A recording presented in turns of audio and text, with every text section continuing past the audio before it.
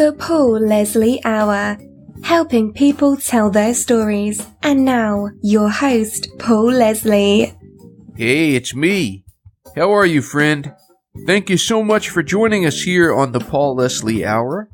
This time around, I have an interview for you from the archives with the legendary drummer, producer, and songwriter, Russ Kunkel.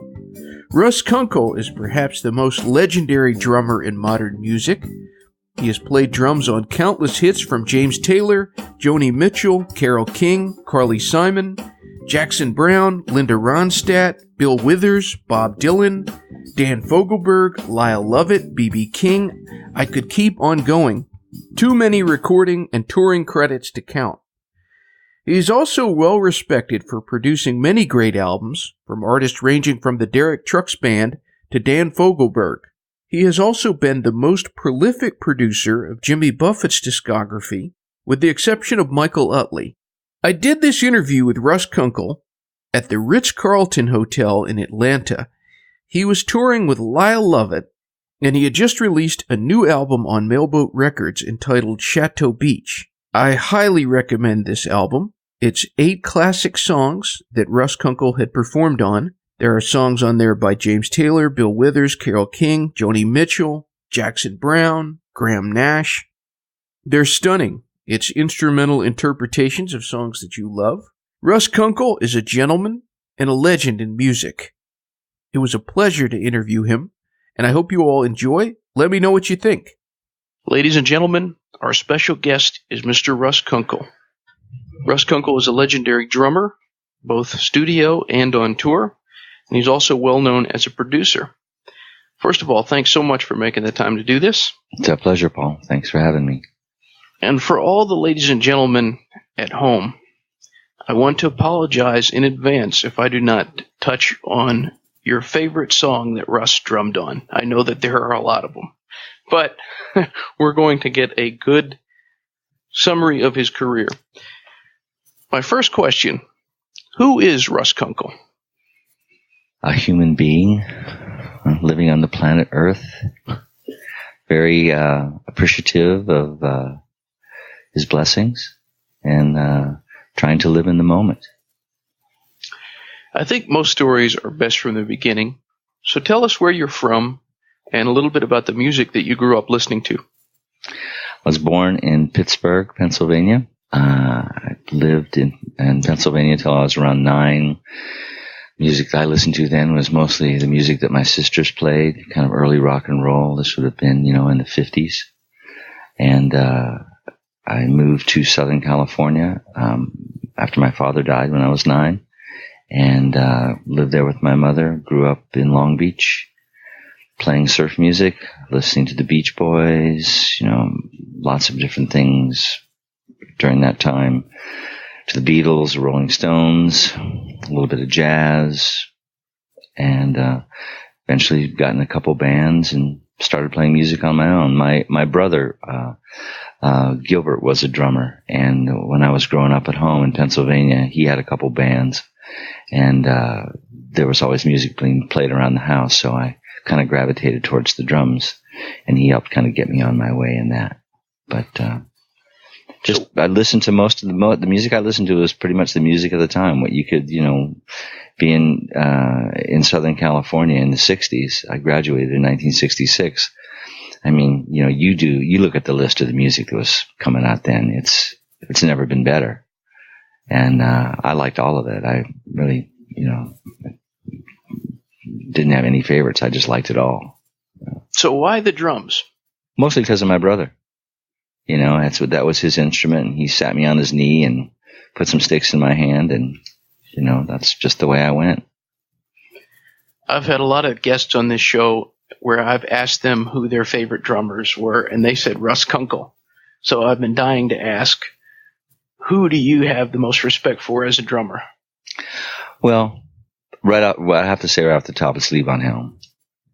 He is almost exclusively my favorite drummer. He's also just a fabulous human being. And I got to spend some time with Levon in 1974 when I was fortunate enough to be playing drums for Crosby, Stills, Nash & Young on a world tour that they did.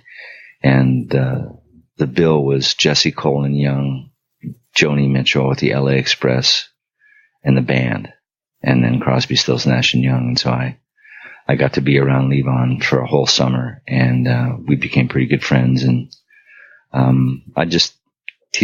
every time I hear him play on something, it's some of my favorite stuff. Not to mention that he's a phenomenal singer and an incredible actor as well. But that's who comes on the top of my mind there. Do you have any recollections of the first session you played on? Well, I have recollections of the first studio that I recorded in. Wasn't anything that turned into a record or not, but an early manager of a band that I was in, a band called Things to Come. His name was Dale Davis, and he had a studio called Second Street Sound in Long Beach, and that's where I first started recording. Was with him and recording different things there in that studio.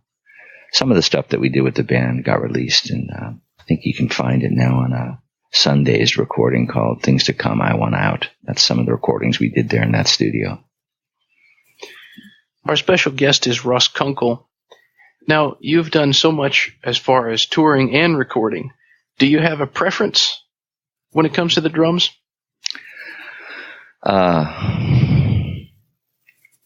I don't think I do. I enjoy both of them. Recording in the studio is more technical, and it's kind of, there's an instant gratification about it because you get to, play something and go hear what you did, and it turns into a product that you can, listen to. Playing live is different because it's live. It is completely the moment. And, being on tour, it's a long period of time with a lot of people, and you kind of like, you're a family on the road, and it's a different experience. But I enjoy both of them. There's more pressure, playing live because you can't stop and do it over again. In the studio, if you make a mistake, you can do it over again. So they're different, but I like them both. When it comes to the studio process, do you consider yourself more like the cobbler in the workshop that's working on the shoe, or more someone that's trying to capture spontaneity, or both? I think probably capture the spontaneity. The only thing I'm really thinking about in the studio first is not making any mistakes. So, reading the chart, not impeding the process by being the weak link in the chain. And right after that, the next thing that I really concentrate on is listening, especially to the artist and to the song, because that's really what I'm trying to, accompany is the song, in the performance of the artist. So I just really try to put my big ears on when I'm in the studio and, find out what's needed and wanted and produce or present it. And then somehow that'll be successful. How did you get into the production end? I guess my desire to start producing things came by buying recording equipment, having it at home, and starting to do some things on my own. And, becoming a songwriter and doing demos. And then I also realized that when I was in the studio working on projects that I'm not going to mention any names, but sometimes I certainly thought that I had better ideas than the producer did, but it wasn't my job to say so. But then I had the pleasure of working with great producers like Peter Asher, who, if he got stumped, and this actually happened in one Linda Rondstadt session where we weren't really getting the track, and he said, "Listen, look, I'm out of ideas." He goes, "I can't tell you guys what to do to get this track, so I'm of no more use here. I'm going to go home. If you guys want to stay and cut this track, feel free, and I'll come back tomorrow and listen to it."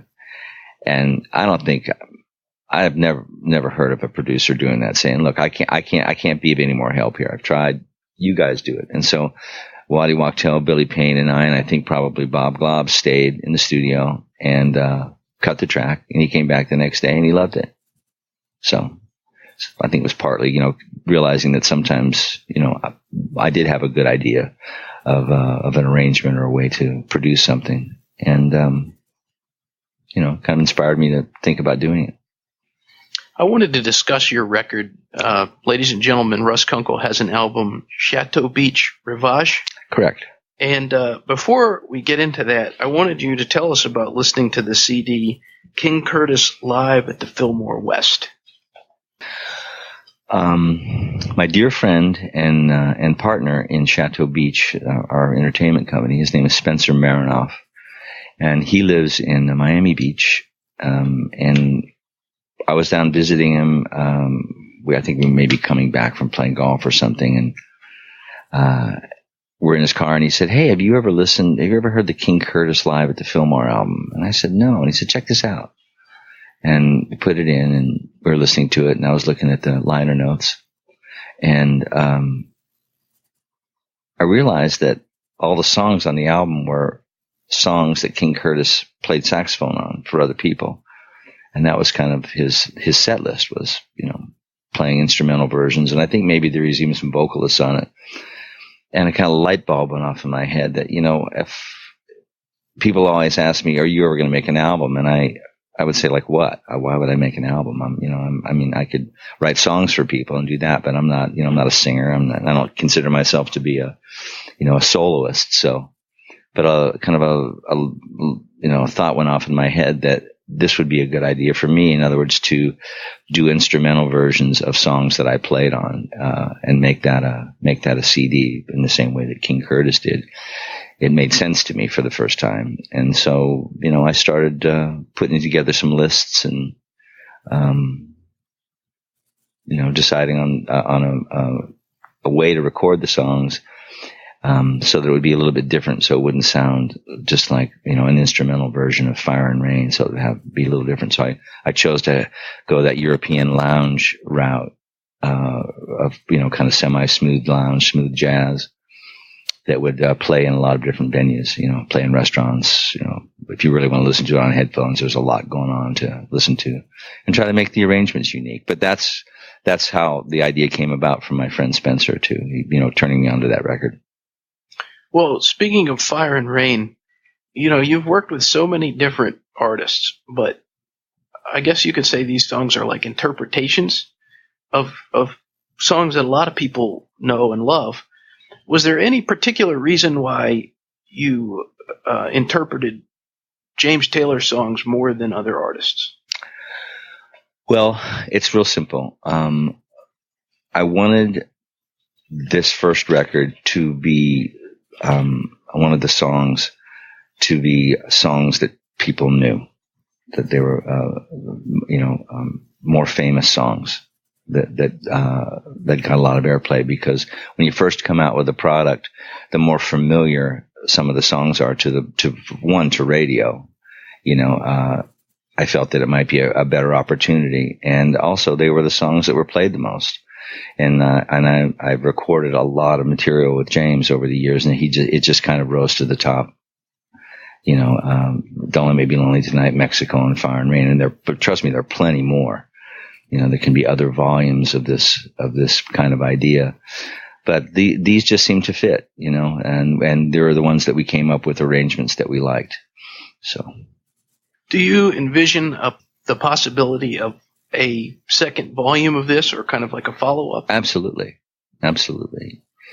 And, and maybe branching out into some different things too, not just songs that I played on, but arrangements, like Chateau Beach Rivage, of classic jazz songs, or, other formats, other genres. So, but there's definitely going to be a volume 2 of this, because the list of songs that I had to choose from was pretty big. I was hoping you could talk a little bit about Dan Fogelberg, because pretty much all of those classic recordings of Fogelberg you played on. What was it like working with him? Well, it was great working with Dan. He was a dear friend and an excellent musician, great writer, and we had a lot of fun together. Playing on his records was always a treat, and he knew what he wanted. He was very distinct about that, and I'm really proud of the work I got to do with Dan, and miss him terribly. It's like just a tragedy that he died so young, and but it was great working with him. Lots and lots of great memories, great bands, good musicians, lots of laughs, and that's the stuff I remember about him. Our special guest is Russ Kunkel. I wanted to talk a little bit about Leland Sklar. Oh, I can't talk about Leland. I can't say anything about him. You can't, what can I say about Leland? I'll get in trouble if I say anything about Leland. Well, just tell us a little bit, if you could, about your association with him. Well, he's one of the sweetest men in the world, and not to mention, an absolutely fabulous bass player. And I have been fortunate enough to play with him on many, many occasions, live and in the studio.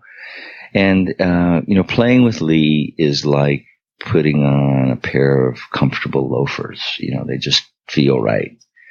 And it's effortless playing with him. We do the same things instinctively at the same place. And it just comes from, familiarity.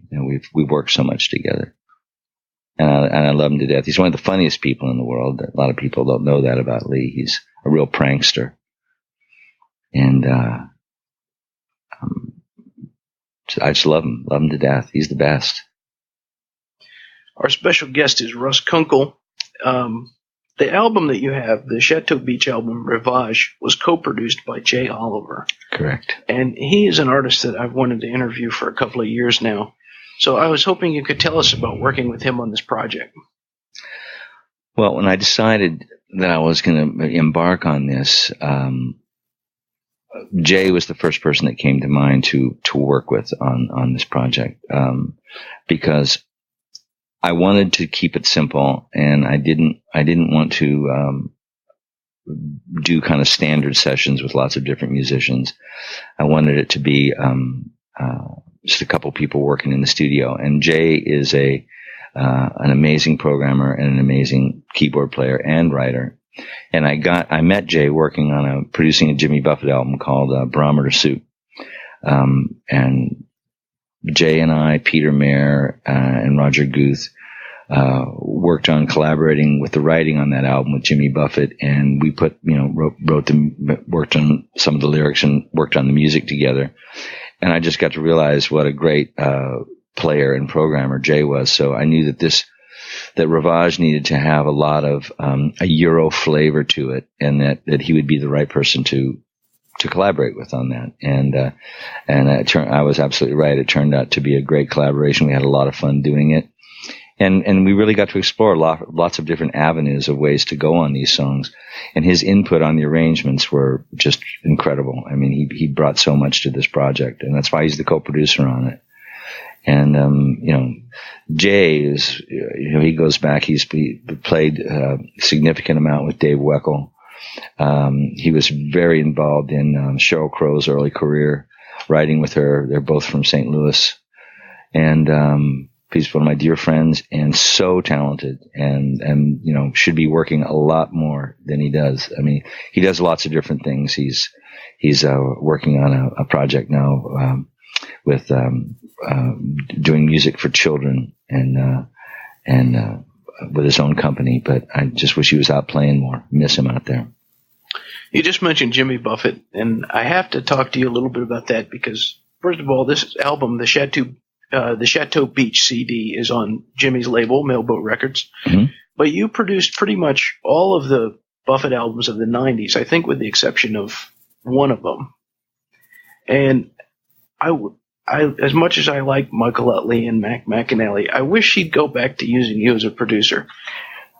Because the Barometer Soup CD, like I mentioned earlier, I think that's the best sounding album he ever did. And it's a very unique album. So tell us about your experiences in working with Mr. Buffett. Well, thank you for that compliment. I'm proud of that record, and I think Jimmy is too. When an artist like Jimmy or James Taylor or anybody who has a large fan base.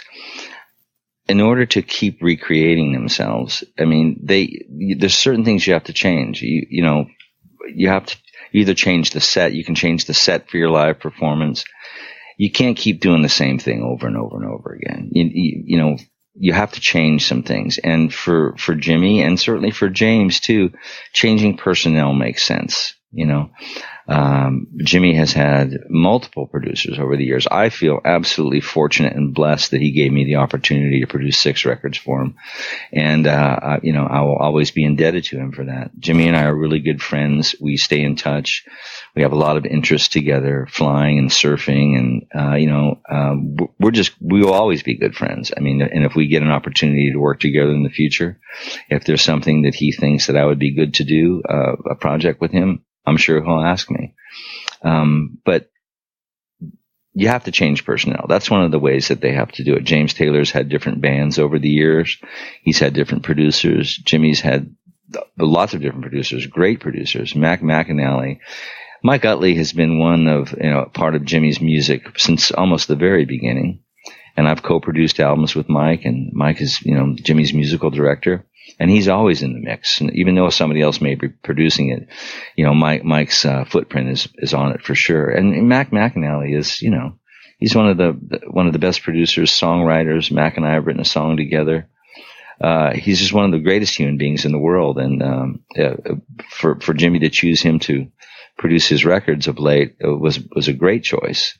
And but I think again, thank you for the compliment, but I think that artists have to change things in order to keep it fresh for themselves. And Jimmy knows what his favorite things are. He knows what he's happy with. And I think he'll continue to change things up. And if I get to work with him in the future as a producer or as a musician, it'll be great. But, he gave me a wonderful opportunity putting my record on this label. When it was finished, I played it for him. He listened to it a lot, and he got back to me. He said, "I got an idea. Let's do an interview with Steve Huntington, do a special on Radio Margaritaville, and I think this has a place on my label. Let's put it out." So we support each other. He calls me from time to time and says, "Ralph McDonald can't make this concert in Philadelphia. Can you come and play percussion?" And that's one of my favorite things of all time, is to get to go play percussion in the Coral Reefer band. Not have to count songs off or play drums, just play some percussion. So, Jimmy's amazing, and he's been very helpful throughout my career, and he will always be a dear friend. I think my favorite song on the Chateau Beach CD is the Joni Mitchell song, Carrie. Yeah. Could you pick a favorite interpretation on that song or on that album? I like that a lot. I mean, I like all of them because I picked them, I like So Far Away a lot. I think that's kind of a sleeper cut on the CD. And I like Fire and Rain because it's an arrangement I don't think anybody ever thought that I would do of it, I don't know if you know who Lily Hayden is, but she's a phenomenal violin player, and I think she did a great job on that. And it's just kind of haunting. It's took it to a different place. A lot of the songs I felt kind of have like a world music influence on them. Yeah, and that's what we were going for. Yeah, trying to do that. You mentioned a little while ago Peter Mayer, and Peter Mayer appears on the Chateau Beach album. And you've had an association. I'm guessing you met them through Buffett. On the same instance, producing the Barometer Soup record. Yep. But you've had like, for example, the Scott Kirby album on Peter's label. You just produced that, and you've co-written quite a few songs with the artists on Little Flock Music. Mostly with Scott, and certainly with Peter and Roger Guth as well. Yeah, and on the Jimmy Buffett albums that we worked on together. What stands out about them as artists? Oh God, they're simpatico. Peter and Roger are really great, certainly great artists and musicians, but they're great writers. They really, really are. I think Roger and Peter are always involved in the writing on a Jimmy Buffett record. throw Mac in the mix, and you have that's a great potpourri. They're just great people, fabulous musicians. Roger Guth's one of the best drummers I know, and he's a little grumpy, but he's great. Good. When I was interviewing Scott Kirby, he was talking about Nathaniel Kunkel and the work that he put into the album that he just released. So tell us a little bit about him. Well, Nathaniel's my son, who I'm very, very proud of. He's in the middle of a great career. He's won a couple Grammys. He's won an Emmy for the Sacred Love video that he recorded and mixed for Sting. It was an A&E special. He's won Grammys with Lyle Lovett. He's very talented. He's a really great engineer, mixer. He's actually an accomplished drummer and plays some piano and guitar as well. Right now he's in the studio in Los Angeles producing the new Tonic record. And I could not be more proud of him. I love him to death. I know this is probably an almost impossible question to answer. You're on the road right now with Lyle Lovett. You've played with so many different artists. Who would you say, if you could pick one, that has been the most meaningful? Oh, gosh. You really put me on the spot now. The most meaningful. Well, of course, the politically correct answer would be all of them, but they all have different. My experiences with the artists that I play with, it's like a treasure chest, if you can imagine that. And these are my experiences that I've had, and they're all different, and they all taught me something different. There's a thread that runs through them, which is kind of loyalty and friendship that runs through all of them. I'm still very close friends with all the people that I worked with, and but they all brought something different. My experiences brought something different to me with them. Working with Steve Winwood is an amazing band leader. When he walks onto the stage, whether he's singing, playing guitar, or playing organ, your game better be on, because he's going to be at the top, and you have no choice. And that's something I kind of took away from working with Steve. And, with Jimmy, the thing I learned about Jimmy, he first time I produced a record for him was Fruitcakes, the whole album. And we were in the studio in Compass Point in the Bahamas, in Nassau. And the band was in the room, and engineer was all set up, and he came in the control room. He said, "Come on outside. I want to talk to you for a second." We went out into the hallway, and he put his arm around me, and he said, "Russie, I got one rule." And I said, "What's that, Bubba?" And he goes, "If it's not fun, I'm not doing it." And that's who Jimmy is. That's what his shows are. Playing with him live and working with him taught me that this should be fun. Music needs to be fun. It's not, don't take yourself too seriously. And with somebody like James or Carole, I got to experience history, really.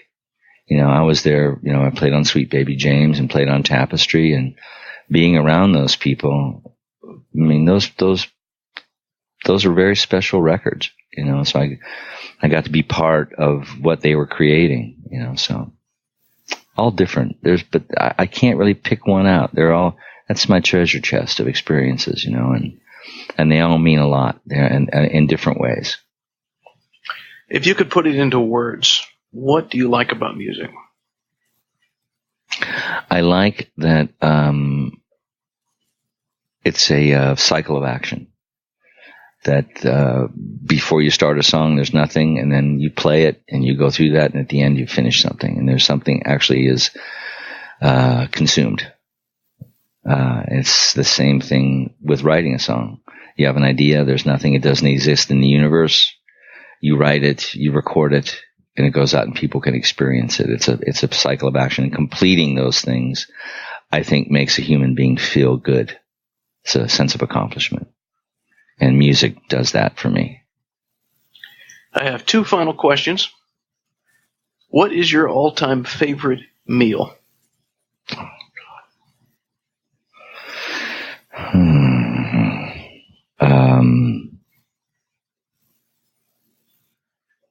Turkey meatloaf, garlic mashed potatoes, string beans, and pineapple upside down cake. Very specific choice. My last question. This broadcast goes out all over the world. We have listeners all over the place listening in. What would you like to say to all the people listening in? Buy your tickets for the James Taylor Carole King Troubadour Reunion Tour early. That's going to be happening in 2010. And Lee Sklar and Danny Korchmar and myself are going to be part of that.